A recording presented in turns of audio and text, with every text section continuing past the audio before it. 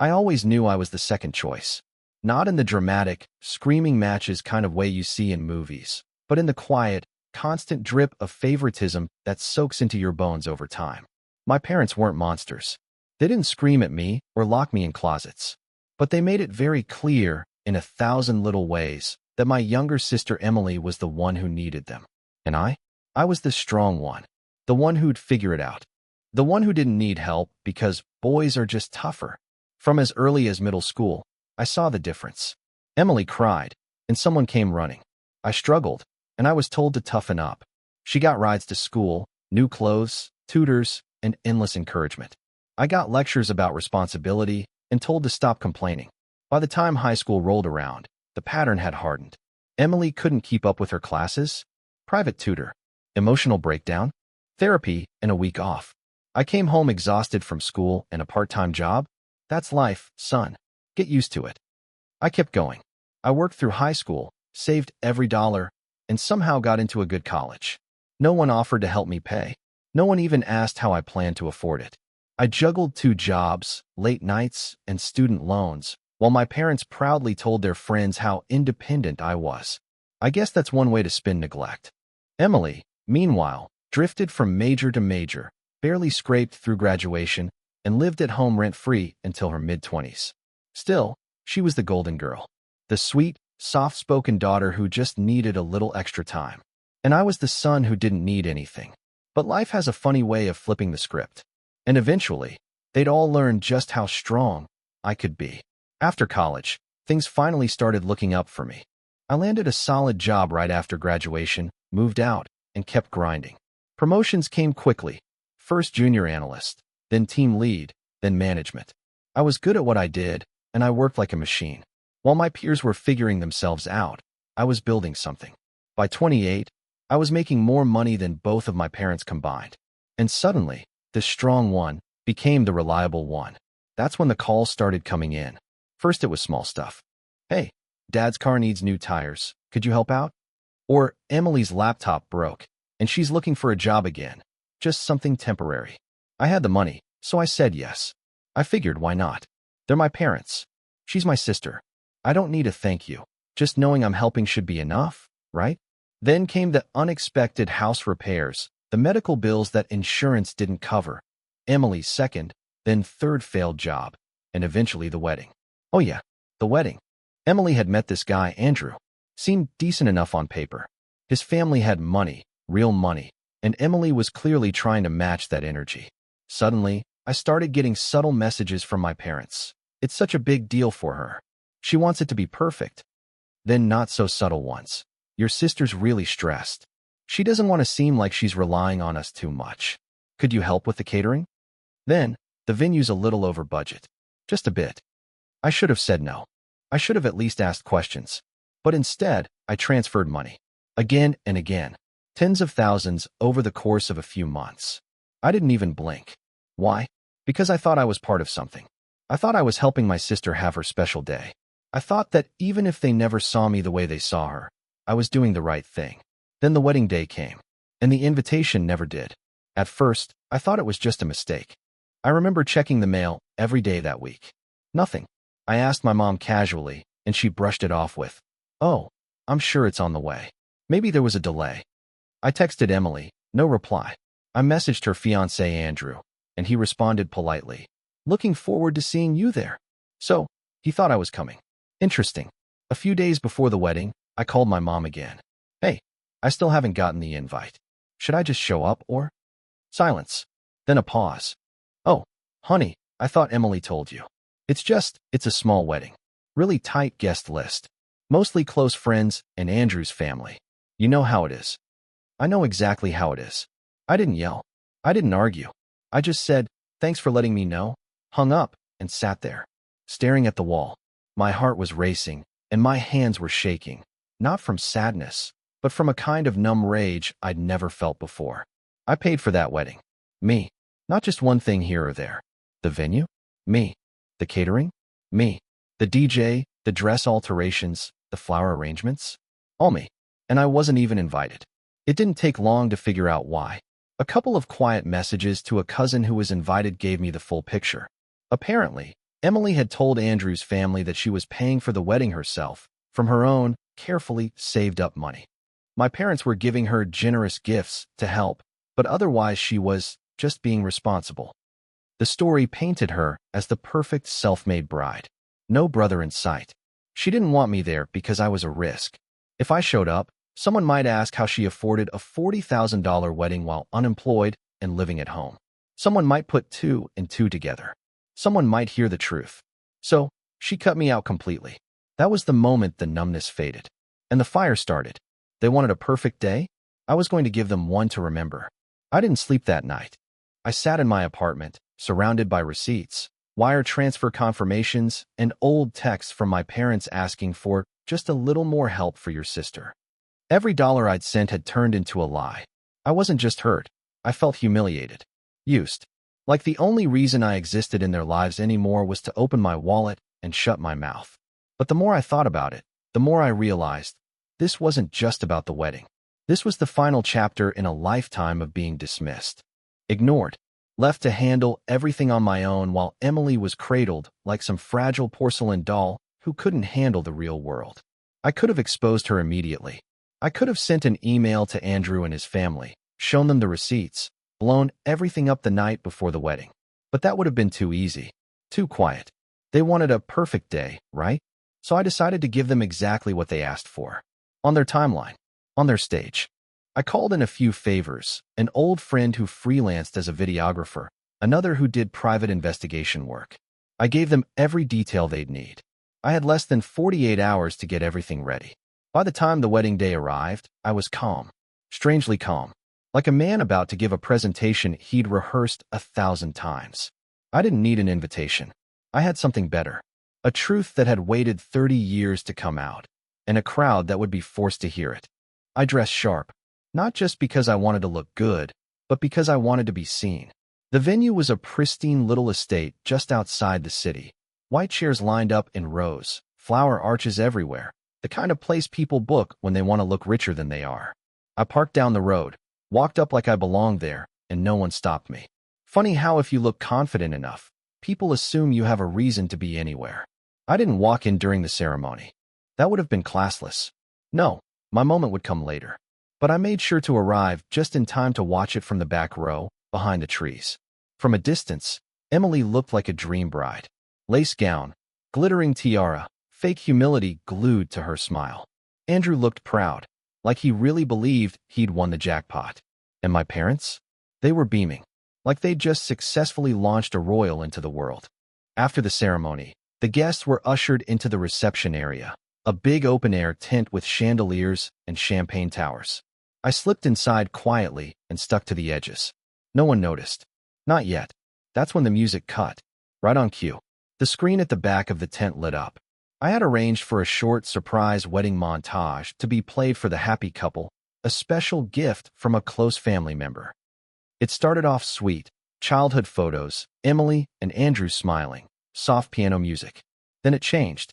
Cuts of Emily texting me asking for money. Screenshots of bank transfers, each one labeled. Venue, dress fitting, florals. A running total began ticking in the corner of the screen. 35,000. Then 40.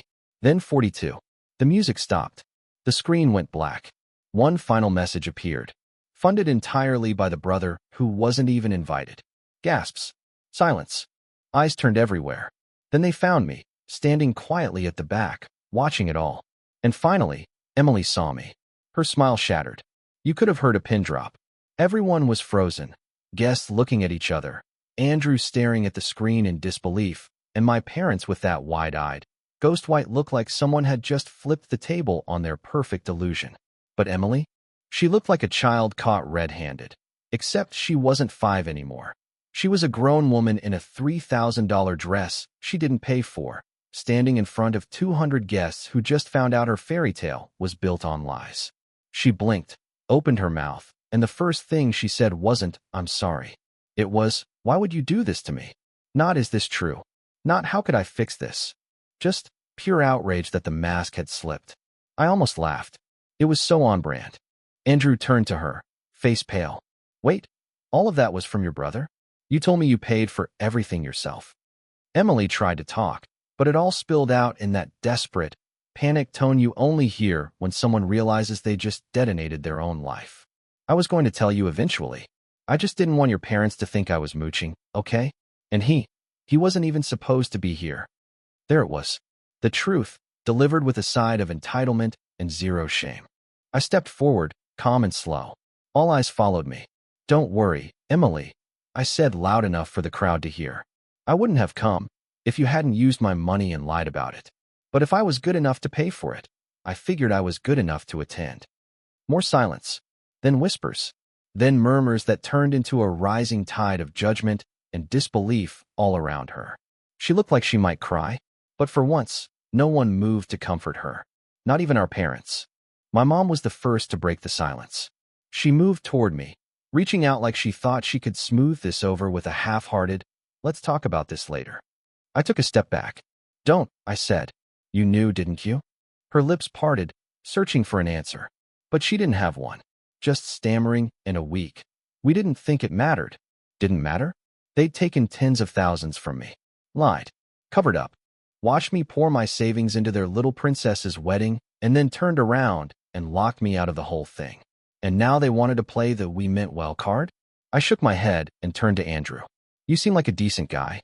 So here's the truth. Every big thing you saw here today, that wasn't Emily's doing. It was mine. She asked. They asked. And I paid, no strings attached." I looked him straight in the eye, until I realized I wasn't invited because I might ruin the fantasy she was selling you. He looked like someone had just punched him in the gut. He turned to Emily, voice low and serious. "Is that true? Did you really lie to me? And use him like that?" Emily's eyes welled up. I didn't want you to think less of me. I didn't want to seem like a burden." That was her defense. And maybe once, years ago, I might have felt sorry for her. Might have believed that she was just scared, or weak, or didn't know better. But not anymore. Not after everything. This wasn't weakness. This was manipulation. And now it was unraveling in front of everyone who had ever believed she was something she wasn't. Andrew stood frozen, like he didn't know what world he had just walked into. You could almost see the timeline rearranging in his head.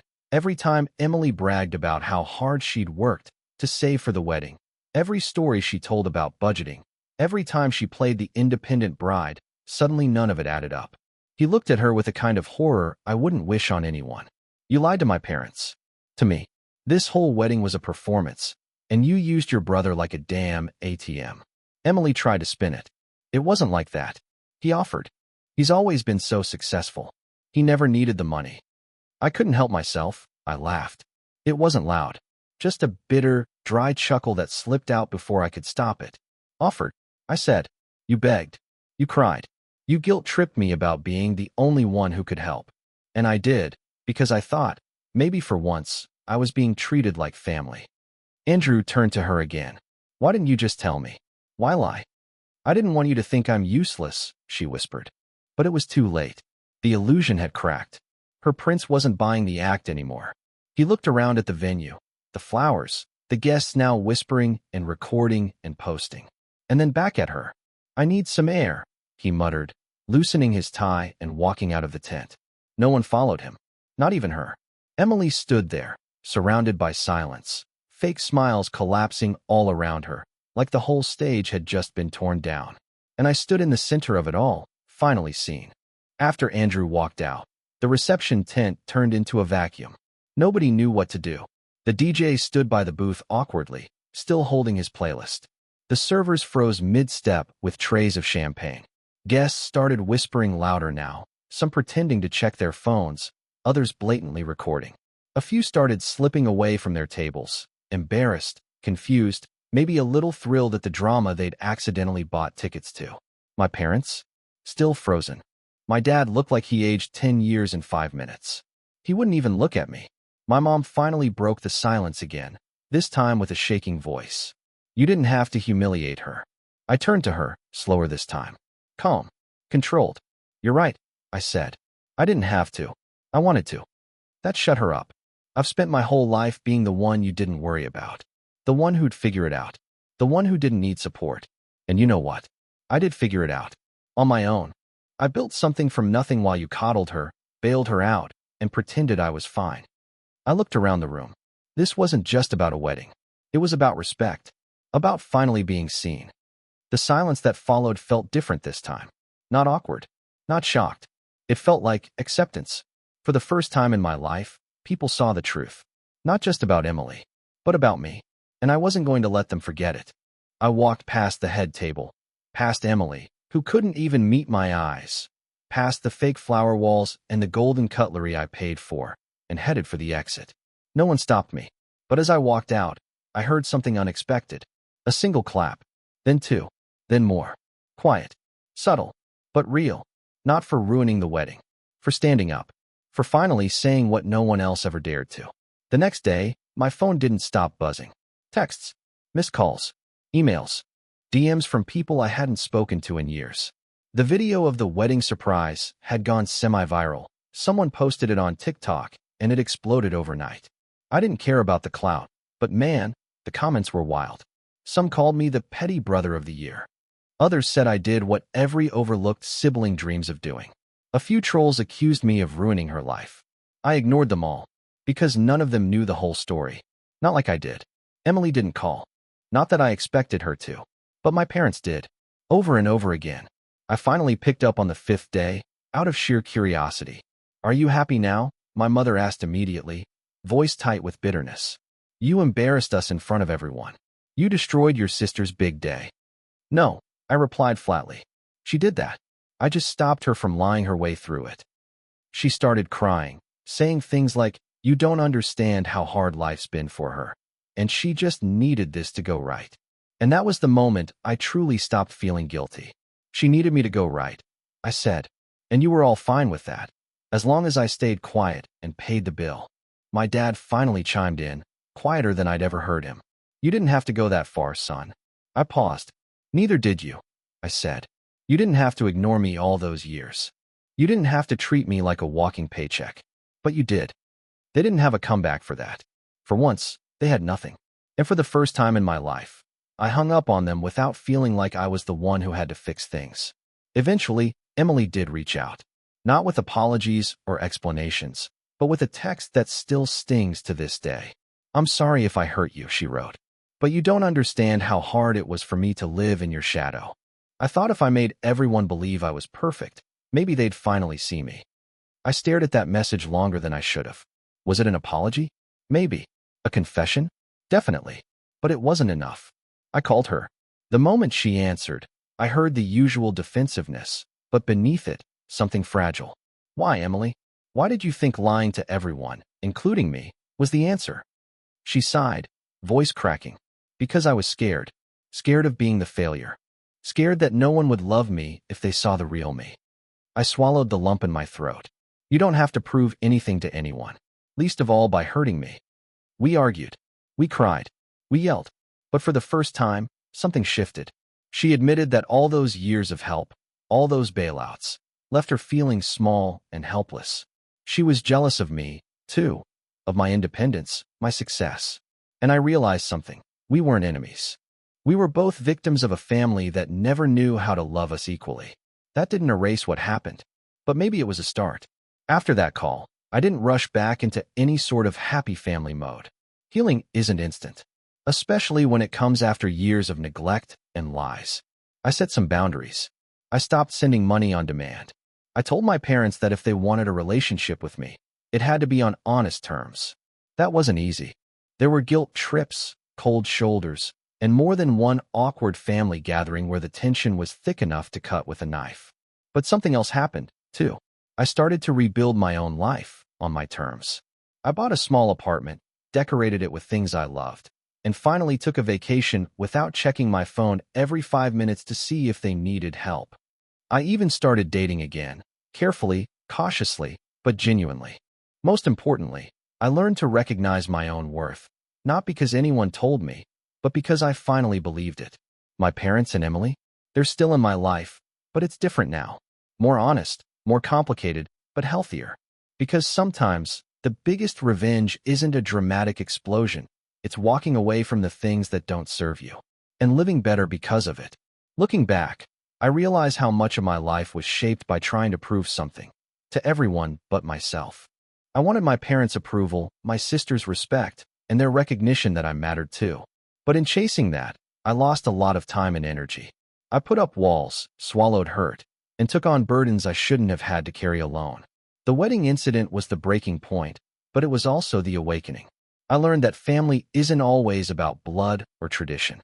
Sometimes, it's about boundaries, respect, and choosing who gets to be close to you. I also learned that sometimes, people you love can hurt you the most, not because they mean to, but because they're trapped in their own fears and flaws. That doesn't excuse their behavior, but it helped me let go of the anger that was eating me up inside. I'm still working on forgiveness, not for them, but for me, because holding on to resentment was only holding me back. Since everything happened, I've focused on what truly matters, my own happiness and growth. I doubled down on my career, but this time on my terms, not to prove anything to my family, but because I genuinely love what I do. I surrounded myself with people who value me, not for what I can give, but for who I am. I stopped being this strong one who fixes everyone else's problems and started being the person who asks for help when I need it. And yes, I'm still connected to my family, but I keep my distance when things get toxic. For the first time, I'm living free of the weight I carried for so long. I'm not defined by my parents' favoritism or my sister's lies. I'm defined by my choices, and I choose to move forward, stronger and wiser. So, where does that leave me now? Honestly, in a better place than I ever imagined. The fallout from the wedding was brutal, but it forced everyone to face some hard truths. My parents have been quieter since, maybe ashamed, maybe reflective. Emily, she's trying to rebuild her life too, on her own terms, and I wish her well. As for me, I'm done trying to fit into the roles they set for me. I'm done being the invisible son or the ATM. I've learned that self-respect isn't given, it's taken. That sometimes you have to burn the bridges that only lead to pain. And most importantly, I've learned that family doesn't have to mean suffering. I'm focusing on building a life where I'm seen, heard, and valued, not because I'm strong, but because I'm human. And that, to me, feels like the real victory.